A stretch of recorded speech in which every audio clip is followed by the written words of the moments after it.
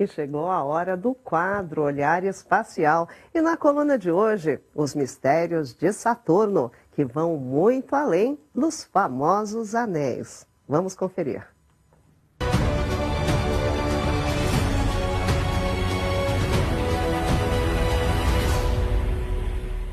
Olá pessoal, saudações astronômicas.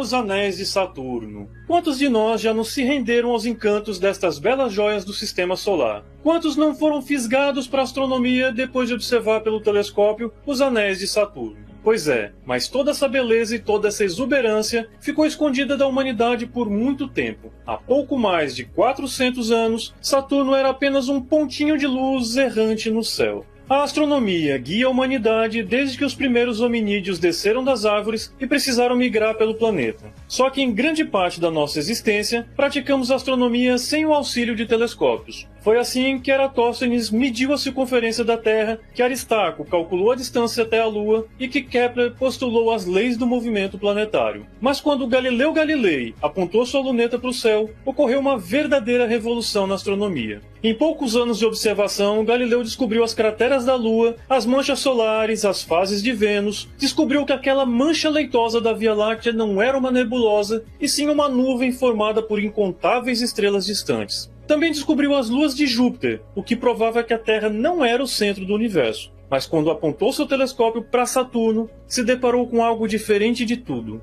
que nunca havia sido visto antes por nenhum ser humano. Hoje, com os nossos poderosos telescópios e sondas espaciais, já descobrimos anéis em todos os planetas gigantes do Sistema Solar, e até mesmo em asteroides. Mas no início do século XVII, aquilo era surpreendente e inexplicável. Devido à baixa qualidade óptica dos seus primeiros telescópios, Galileu nem mesmo conseguiu compreender o que estava observando. Em suas primeiras observações em 1610, ele acreditava que Saturno era um sistema triplo, composto de um corpo maior ao centro e dois menores muito próximos aos lados. Ele também descreveu aquilo como as orelhas de Saturno, e de fato parecem. Em 1612 ele percebeu que as orelhas ou os satélites de Saturno haviam sumido, simplesmente desaparecido à visão de Galileu. Aquilo era algo muito confuso. Ele se perguntava se Saturno teria devorado seus filhos. E ficou ainda mais confuso quando a estrutura apareceu novamente no ano seguinte. Hoje sabemos que aquilo ocorreu porque em 1612 o plano dos anéis de Saturno estava alinhado com a Terra, e como eles são muito finos, não poderiam ser vistos por Galileu. Galileu viu em Saturno algo que ninguém tinha visto antes e acompanhou o planeta por vários anos na tentativa de entender o que observava.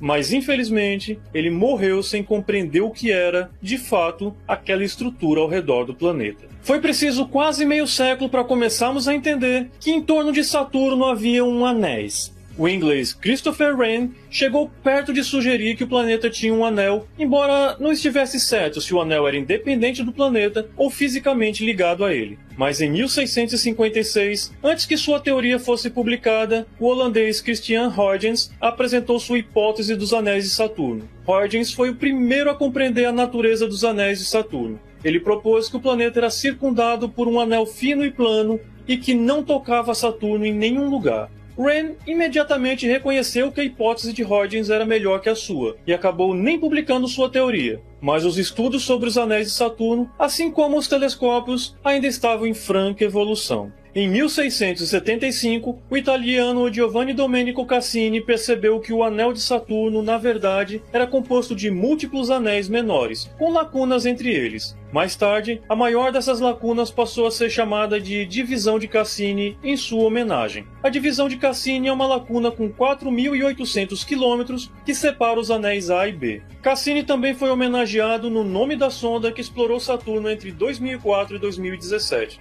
Assim como Huygens, que nomeou a sonda que pousou em Titã, a maior lua de Saturno, e nos mostrou detalhes surpreendentes da sua atmosfera e da sua superfície. Em 1787, o francês Pierre-Simon Laplace sugeriu que os anéis deveriam ser compostos de vários pequenos anéis sólidos, mas o escocês James Clerk Maxwell mostrou em 1859 que anéis contínuos e sólidos ou líquidos não seriam estáveis. Provavelmente os anéis de Saturno deveriam ser compostos de inúmeros pequenos fragmentos, todos orbitando Saturno de forma independente. Hoje, graças ao trabalho desses grandes astrônomos e às impressionantes conquistas das nossas sondas espaciais, sabemos que os anéis de Saturno são compostos de uma infinidade de pequenos flocos de gelo. Esse gelo provavelmente se originou de uma lua extinta, que se aproximou demais do gigante gasoso. Devido às intensas forças de maré, as camadas superficiais dessa lua foram completamente destroçadas, formando os anéis, enquanto o núcleo acabou colidindo com o planeta. Uma história trágica, ao menos para aquela lua,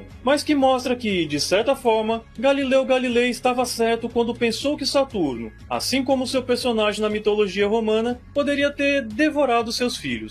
As provas desse crime planetário são os belíssimos e magníficos Anéis de Saturno. Bons céus a todos e até a próxima!